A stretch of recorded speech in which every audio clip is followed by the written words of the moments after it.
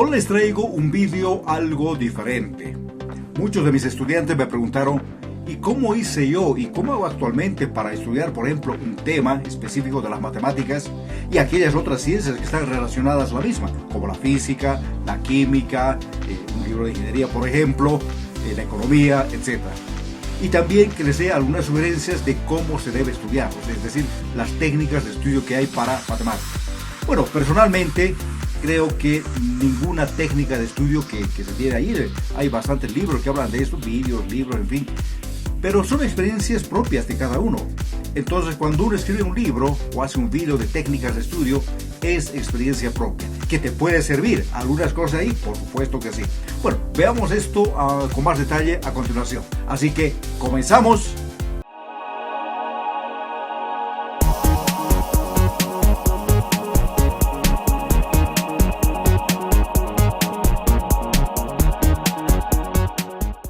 Para comenzar, debo decirte que estudiar las matemáticas debe ser algo divertido para ti, algo ameno, algo que te guste.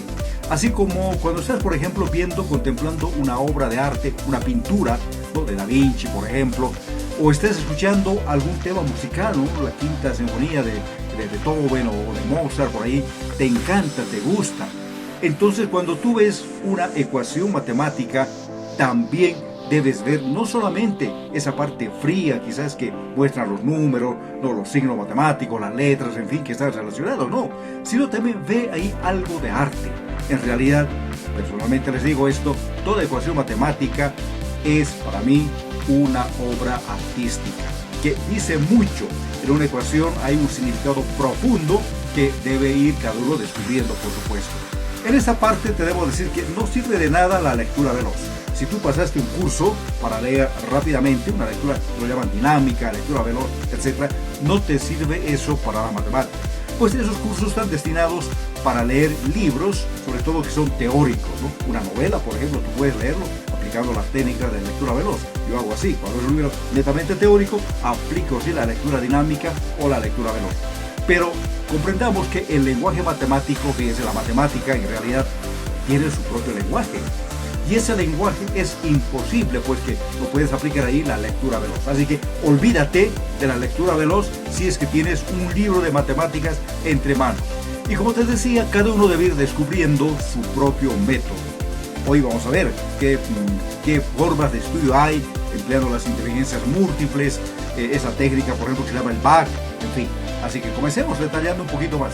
En el siglo XX apareció un gran científico, ganador del premio Nobel, que formuló un método de estudio. Se trata de Richard Feynman. Richard Feynman dio su método de estudio, ¿no?, y es el único que conozco que haya sido escrito, formulado este método, de un profesional, de un científico que proviene de las ciencias llamadas duras, como la matemática, la física, etc. Porque la mayoría de los libros que tú encuentras ahí en el mercado, en internet, en fin, están redactados por pedagogos, psicólogos, educadores y de otras profesiones más del área social. Muy pocos, y personalmente este es uno de los pocos que conozco, el método de Richard Feynman, que lo vamos a desglosar aquí. Comenzamos estudiando este método, donde te puede servir, por supuesto, a ti también, que estás ya comenzando a estudiar las matemáticas, en este caso. ¿Quién lo propone? Richard Feynman. Feynman dice, primero elige el concepto o tema que vas a estudiar. Eso es clave. Para comenzar esta técnica entonces de estudio, vas a seleccionar lo que estás estudiando, un tema concreto, y que posteriormente lo vas a ir desarrollando. Entonces lo que vas a hacer tú es agarrar una hoja de papel, agarrar un cuaderno, y es ahí donde vas a escribir el título. Mejor si lo pones este título a colores, bien bonito, subrayado, como tú quieras. Ese va a ser el concepto que vas a estudiar. Y lo vas a nombrar de la manera más clara que puedas, ¿no? Porque eso va a surgir de ti. Pon el título que vas a estudiar. Por ejemplo, puede ser el teorema de Pitágoras, podría ser la primera ley de Newton, puede ser la derivada, etc. Y de esta manera ya vas a dar el primer paso. Tienes el título, no te olvides.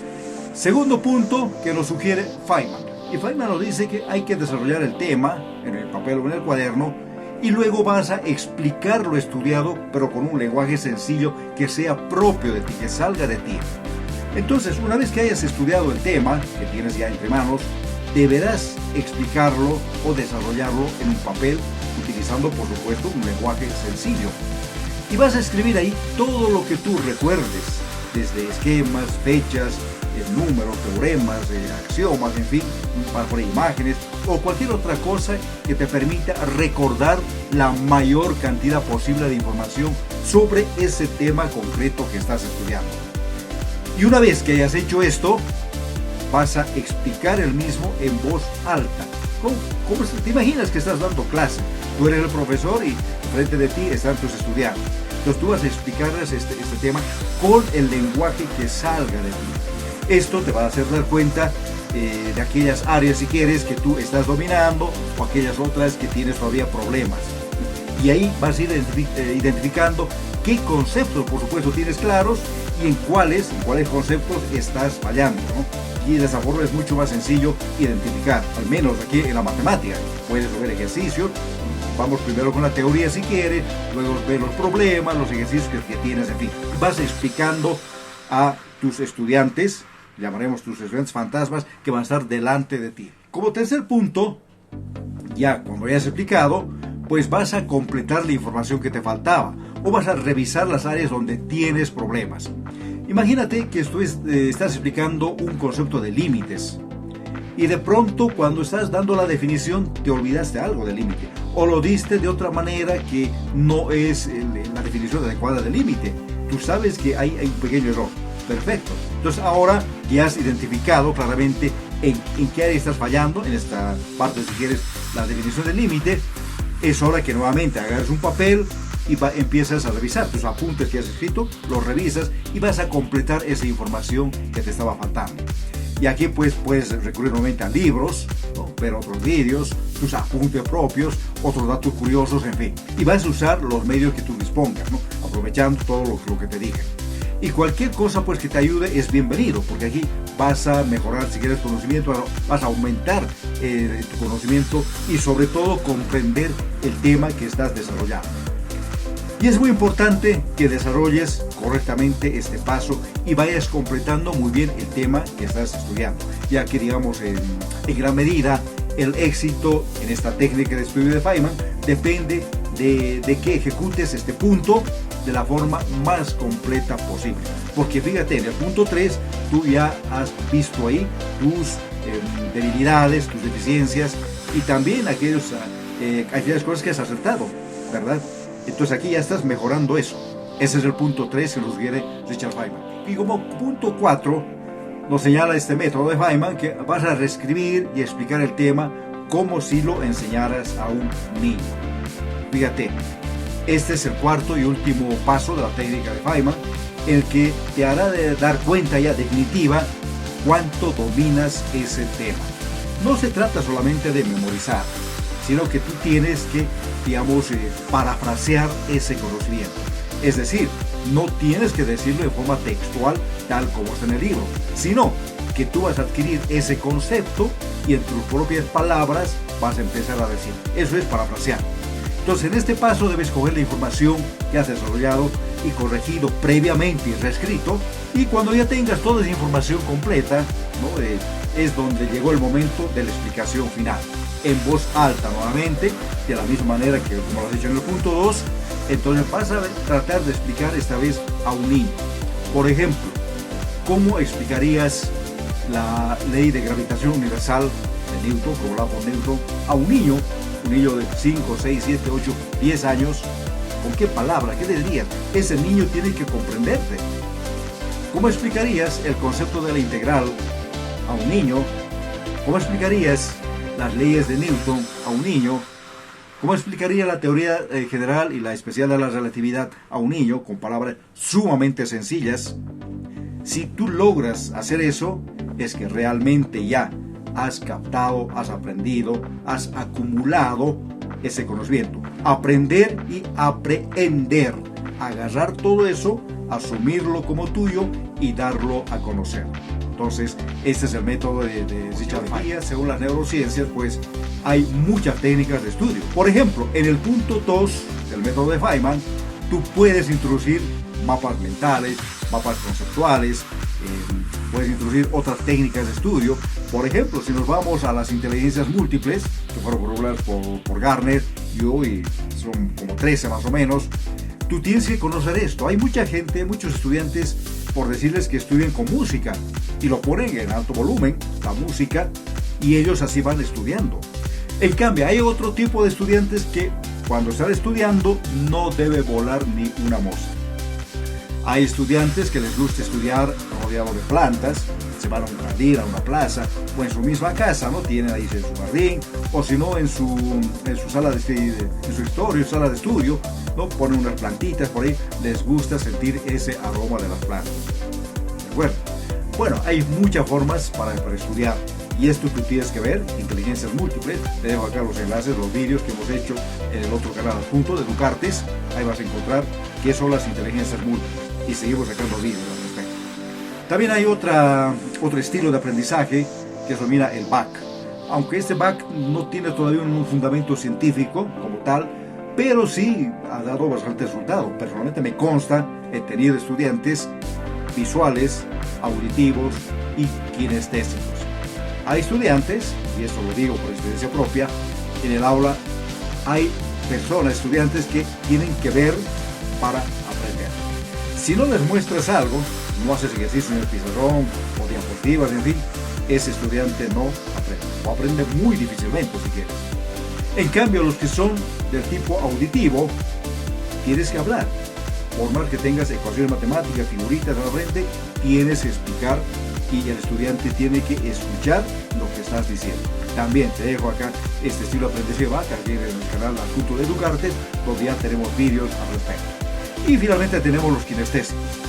Hay estudiantes que disfrutan pero enormemente cuando están en el laboratorio. Sí, está en el laboratorio porque ¿qué se hace en el laboratorio? Se mueve, se agarra a las cosas, está haciendo una otra cosa, ¿verdad? Para haciendo. Entonces, esa gente disfruta de hacer eso, de mover. Ahí viene lo kinestésico. Tienes que moverte, estar en acción. Hay otros estudiantes que agarran un libro, por ejemplo, tienen que caminar en su casa, en su comedor o donde estén, van dando vueltas con su libro, se van a una plaza, están leyendo el libro, pero están en movimiento. En cambio hay otros que no, tienen que estar sentados en su escritorio, el libro al frente, van tomando apuntes. Bueno, en realidad todos tenemos los tres estilos de aprendizaje, unos más, otros menos, ¿no? Entonces es bueno también que tú conozcas qué estilo de aprendizaje predomina en ti. Ahí en internet hay unos tests, vas a ver unas páginas web que ofrecen test donde tú llenas ahí y te dice tú eres de este estilo de aprendizaje, te dan los porcentajes. Repito unas bases, esto por el momento no tiene una buena base científica, pero sí personalmente les digo que funciona. Yo tuve ese tipo de estudiantes. A continuación te voy a explicar, ya cerrando este vídeo, cómo debes encarar el estudio de un determinado tema. Recuerda que este es solo un ejemplo, ¿verdad? ¿No? Vamos a ver un tema de matemáticas, como cuando piensas en un libro, por dónde debes comenzar, qué es lo que debes aprender, en fin, anda conociéndote tú, esa es la forma de estudio que tienes. Así que vamos a este pequeño vídeo adicional a esto, que lo hice para justamente explicándote algo en base a mi experiencia. Para el ejemplo, vamos a suponer que queremos estudiar a las ecuaciones diferenciales exactas. Entonces, si seguimos la técnica de Richard Feynman, ¿qué es lo que vamos a hacer? En un cuaderno, en una hoja, en fin, tú agarras, lo pones el título bien bonito, ecuaciones diferenciales exactas, a colores si quieres, dale, presenta un arte, haz un arte con las ecuaciones que estás estudiando. Entonces, en este caso vamos a ver las ecuaciones diferenciales exactas. Para esto me voy a basar en un interesante libro, que les recomiendo que lo lean, yo ya lo leí, es muy bueno, está disponible en internet, es el autor Alberto Ernesto Gutiérrez Borda, Ecuaciones diferenciales ordinarias aplicadas, se llama así el libro, ¿no? 1, ¿de acuerdo? Dice acá, es un libro digital disponible y ahí está la dirección que ustedes pueden ver. Entonces, vamos a basarnos en este libro que dice Gutiérrez sobre las ecuaciones diferenciales exactas. Y aquí está, fíjate, es el apartado, si el inciso 2.2, ecuaciones diferenciales exactas. Veamos lo que dice la definición en el libro de Gutiérrez. Definición 2.1, sea F, dos puntos, de ¿cómo se lee esto? Tú tienes que conocer y dominar prácticamente el lenguaje matemático. Aquí dice que F es una función. Sí, es una función que tiene como dominio, en este caso, a D. D viene a ser el dominio de la función. Y este dominio a la vez es subconjunto, fíjate aquí, este simbolito significa subconjunto. ¿Ya? ¿Subconjunto de qué? De la aplicación, de la transformación, como quieras llamarlo, r al cuadrado ya que hay un signo, ¿no? Fíjate, implica a R. ¿Qué significa eso? Que ese dominio es un subconjunto del plano cartesiano, R cuadrado, X, Y. Entonces, el dominio es el plano cartesiano. Y la función nos va a llevar, va a tener como rango o codominio, en este caso, simplemente a los reales. Cuando sucede esto, cuando llegamos a los reales, ahí decimos que es una función escalar. Y aquí lo dice, es una función escalar y va a tener una gradiente de f. Entonces, ¿qué tienes que conocer tú aquí? Primero, la definición de lo que es una función. Luego, conocer la teoría de conjuntos. Lo que dice ahí es subconjunto, incluye, está contenido. Luego será el R cuadrado. R cuadrado es el plano cartesiano, X y Y. Y R es el conjunto de los números reales. Eso se supone que tú ya sabes. Ya se estudia mucho eso en cálculo, ¿no? En el primer semestre de ingeniería, de física, en fin, el cálculo. Lo llaman cálculo 1, simplemente para diferenciar qué es un cálculo, digamos, las funciones en una variable independiente. Luego vendrá el cálculo 2, funciones en dos o más variables independientes. Otra definición es el gradiente, la gradiente de f. Ahora ponemos f mayúscula, aquí lo pone Gutiérrez. Dice que f mayúscula es una función vectorial, a diferencia de esta otra f, ¿no? Que es una función escalar. Fíjate las definiciones, una es el gradiente y otra es la función como tal. Veamos qué sucede aquí. Gradiente de f, ahora fíjate, es otra función, otra aplicación, otra transformación. Aquí es bueno conocer lo que son las transformaciones lineales. Justamente esta nomenclatura va a salir de ahí. Lo estamos transformando, pasando de un conjunto, en este caso R cuadrado, hacia otro conjunto. El gradiente de f se define, igual es una función, si quieren gradiente, pero función vectorial, que a la vez es subconjunto de ¿qué? De R cuadrado, es decir, vamos a partir de dominio del plano cartesiano, X y Y. Pero en este caso el gradiente va a llegar también al plano cartesiano, R cuadrado. Es una aplicación de R cuadrado a R cuadrado. A diferencia de lo que se dijo anteriormente, era de R cuadrado a R.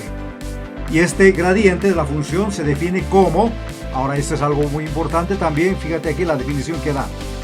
Dice, la derivada parcial de f respecto de x por el versor y, más la derivada parcial de f respecto de y en la dirección j o por el versor j.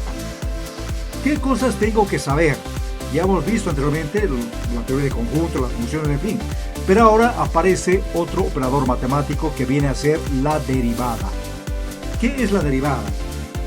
Primero, la derivada, hablemos con una sola variable independiente, y luego las derivadas, ¿sí? Que son las parciales x y y en este caso, ¿no? De dos o más variables independientes. Cuando se pregunta a un estudiante qué es la derivada, muchos de ellos nos dan una definición matemática. Dice, la derivada es la pendiente, es la tangente, etc. Está bien, matemáticamente perfecto. Pero a nosotros nos interesa también la definición física. ¿Qué será la derivada desde el punto de vista físico? Entonces es ahí donde tú tienes que saber estos conceptos, tanto matemáticos como físicos, y sobre todo ese último físico, para entender y aplicar en la vida real lo que tú quieras hacer. Fíjate, está variando la función f en x y y, en el eje x, que es la abscisa, y y la ordenada. Pero es una función vectorial, porque está multiplicado aquí por y a la vez j. Y viene a ser los versores, es el versor y j también. ¿Y qué es un versor? No es nada más que un vector unitario. Si se trata del plano, solamente va a ser 1, 0. El y, ¿ya? Este da la dirección del eje x, o sea, la abscisa. Y j será al revés, 0, 1, ¿no? Que da la dirección de y o la ordenada. Y j son dos vectores o versores, en este caso, perpendiculares entre sí. Ahora viene el ejemplo. Dice acá nos presenta un ejemplo, ejemplo 1, el gradiente de la función f de x, aquí tenemos, fíjate, r cuadrado, x y aquí simplemente tenemos la función f. De esta función f vamos a hallar el gradiente. Estamos trabajando con la primera definición, r cuadrado a r. Pero el gradiente nos va a llevar r cuadrado a r cuadrado, como está aquí abajo, ¿no? Calculando el gradiente, hallamos las derivadas parciales de la función f respecto de x, respecto de y lo multiplicamos por los versores respectivos, y en este caso, y aquí j. Luego hay, fíjate, otra definición, la 2, es otra de una aplicación r cuadrado, y aquí otra función de r cuadrado a r. Lo puedes ver aquí. Entonces, cuando tú tienes un problema, en este caso un concepto, algo nuevo para ti, se supone que ya sabes otros temas anteriores, otros conceptos anteriores.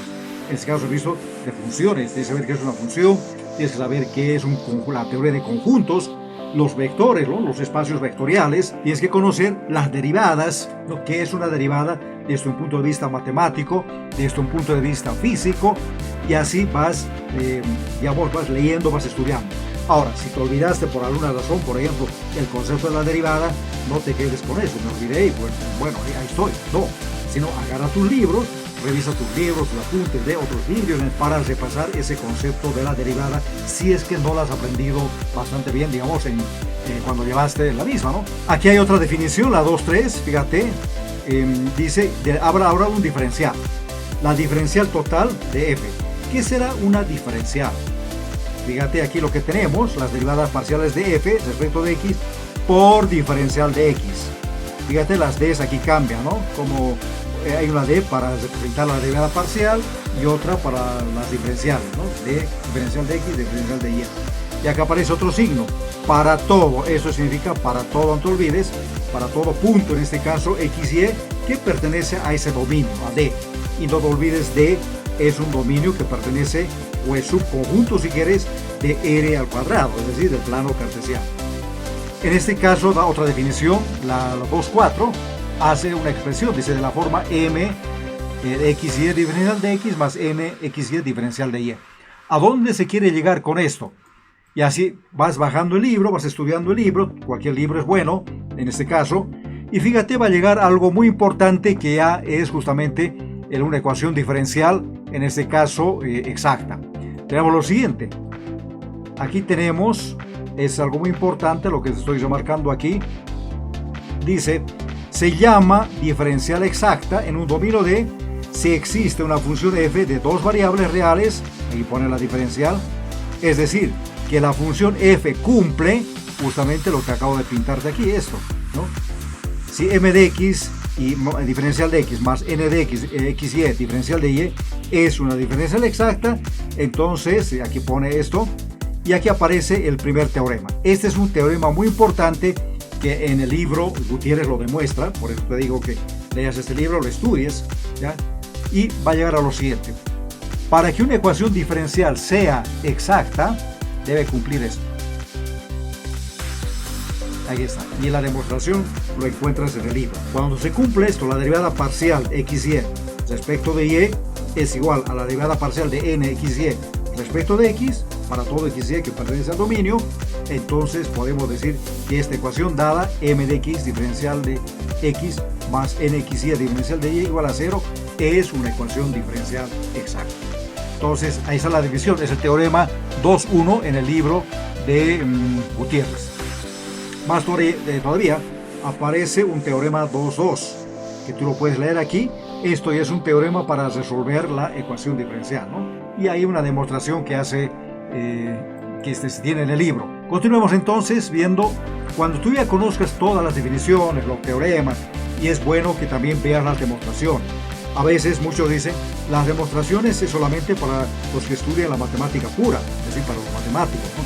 Pero no, también las demostraciones debe conocer un ingeniero, un físico, en fin, un economista, que está trabajando con este tipo de ecuaciones, porque así va comprendiendo mucho mejor en qué consiste, en el ejemplo que estamos viendo, las ecuaciones diferenciales exactas. Una vez que tengas todo esto ya, el concepto bastante claro de lo que es una ecuación diferencial, en este caso en el ejemplo, ahí ya puedes ir a los muchos problemas que seguramente te presentan los libros, como este ejemplo 2, aquí tenemos una función de dos variables, x y, ves la función ahí, dice encuentra una expresión para la diferencial total, nos está pidiendo la diferencial. Luego seguramente va a haber otras ecuaciones diferenciales y te va a pedir que resuelva la ecuación diferencial exacta, comprobando primero que sea una ecuación diferencial exacta, porque si no, no vas a poder aplicar el método que se utiliza para resolver este tipo de ecuaciones. Simplemente te puse un ejemplo, así a grosso modo. Es importante que conozcas la notación matemática, esa jerga matemática por los cuales hablamos los ingenieros físicos, para entender mucho mejor de lo que son las matemáticas en todos sus campos, álgebra, cálculo, análisis vectorial, análisis tensorial, trigonometría, geometría. Y bien, hemos llegado al final del presente vídeo. Pues si te gustó el mismo, colaboranos con un like y suscríbete al canal acá de Multiversidad Matemática. Si es que por supuesto aún no lo has hecho, comparte también este vídeo con tus amigos, compañeros, profesores, padres, en fin, para que nuestra comunidad vaya creciendo. Hasta el siguiente vídeo de Multiversidad Matemática.